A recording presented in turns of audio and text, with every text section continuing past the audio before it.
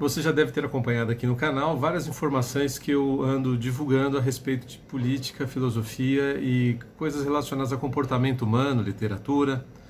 E enfim, a gente fica buscando informações e tentando ver o mundo com os nossos olhos de cidadão comum, eu, você e muitos brasileiros espalhados aí pelo país.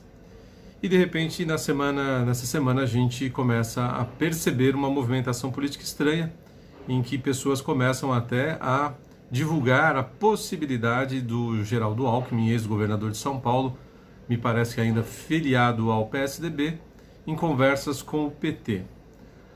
Ora, a gente sabe muito bem que, se você acompanha um pouco os trabalhos do Olavo de Carvalho, que há mais de 20 anos ele vem meio que denunciando ou apontando essas questões desse teatro das tesouras, dessa novelinha, desse comportamento novelesco de alguns aí na política brasileira. Lá na década de 2000, o Lula já até se gabou de que houve uma eleição que só existia partidos de esquerda. Eu conheço muitas pessoas da social-democracia e digo até mais, que em todos os partidos você encontra pessoas boas.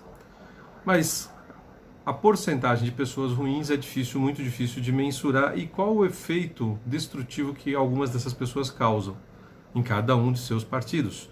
E aí fica difícil mesmo, porque a gente imaginava até certo tempo aí, 5, 8 anos, quem não acompanhava muito política, que talvez realmente o PSDB fosse a oposição ao PT. Quem conhece a origem do partido e as suas ex-filiações e origens e, bom, enfim, gente que vai, gente que volta, sempre houve uma aproximação muito grande de algumas pessoas, lideranças do âmbito nacional, com o PMDB, com o PT, com a esquerda e aquela coisa toda. Até que realmente as cortinas foram abertas e muita coisa se revelou. Nessa semana, essa possível aproximação de Geraldo Alckmin com a possível negociação aí de ser vice do Lula ou coisa parecida, na verdade, uma ideia que eu venho defendendo há bastante tempo é que esses caras ficam testando as coisas. Eles ficam procurando um rosto que de repente possa ganhar a simpatia da população. E quando não é assim, eles tentam fazer composições. Você com aquele com esse, enfim, tentando descobrir quais são as maneiras de conquistar alguma simpatia da população e obter votos. Fisiologismo puro, né? Sobrevivência. Aliás, o instinto de sobrevivência é um troço interessante na política. Quanto mais você sobe, menos o que o cara diz corresponde com o que ele faz. Ele diz uma coisa e fica fazendo outra. Agora, anteontem aqui, um canal de notícias vem dizendo que essa possibilidade ela não existe, não foi, o próprio ex-governador está negando. Enfim, o que acontece é bem simples. A gente nem precisa acreditar de fato se aconteceu, se não aconteceu, se tinha alguma chance ou não. Mas o fato é que o modus operandi desses caras é bem simples, eles conversam, eles deixam vazar propositalmente informações a fim de ver quais são as reações dos seus correligionários, da população em geral, a fim de tentar identificar uma composição que possa ser vencedora. Ninguém, obviamente, na política principalmente, vai querer ficar ali próximo, fazendo acordos e associações com gente que não tem mobilização nenhuma, não tem garra, não tem vontade de vencer e não tem nem chance de vencer. Então é claro, eles ficam se conversando, tentando encontrar quem são esses caras que podem compor melhor, seja uma associação, uma coligação, alguma coisa do gênero.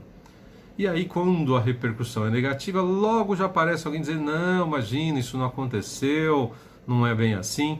Mas no fundo, boa parte desses caras estão sempre juntos, conversando como se fossem grandes amigos. Nem que, mesmo que na apresentação de um debate, por exemplo, de meia hora atrás, um tivesse xingado a mãe do outro.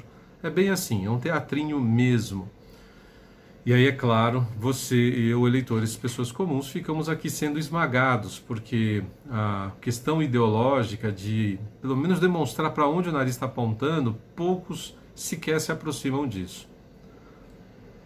E é curioso como eles são capazes de fazer acordos e apresentações públicas de uma espécie de sociedade política, mesmo sabendo que na próxima sala, no próximo passo, você não sabe que tipo de traição ou que tipo de jogada negativa um vai fazer com o outro logo na sequência. E a gente aqui, precisando de boas leis, de bons programas, ficamos bastante restritos ao número de bons políticos para votar. E acabamos, na maioria das vezes, votando no menos pior. Volto a dizer, eu gostaria muito que para o ano de 2022 surgisse aí mais um ou dois possíveis candidatos com perfil liberal, conservador, que pudesse apresentar bons projetos e que mesmo que acabe entendendo que existe um certo fisiologismo e que as pessoas têm que conversar, todo mundo conversa com todo mundo, que existem antessalas das quais esses caras não entram. Então, ok, dependendo da situação, você vai lá e vai ter que conversar com o cara, fazer o quê? Mas você não vai necessariamente convidá-lo para sua casa, não é amigo de frequentar a sua casa. Existe um limite aí que parece que para nós, pessoas normais, ele é bastante claro, mas na cabeça desses caras a conversa rola solta e não se assuste se o ano que vem a gente tiver aí composições das mais esquizofrênicas possíveis, né? Da falsa esquerda, da falsa direita, do esquerda que nunca deixou de ser esquerda e da esquerda que sempre se fingiu ser de direita. É uma confusão mesmo dos diabos. Vamos aguardar para 2022 e ver o que acontece, mas não me surpreenderá nada uma composição absurda entre PSDB e PT, Alckmin, que foi meio que corneado pelo Dória e de repente saia do partido e componha com Lula. Enfim, vamos aguardar para ver.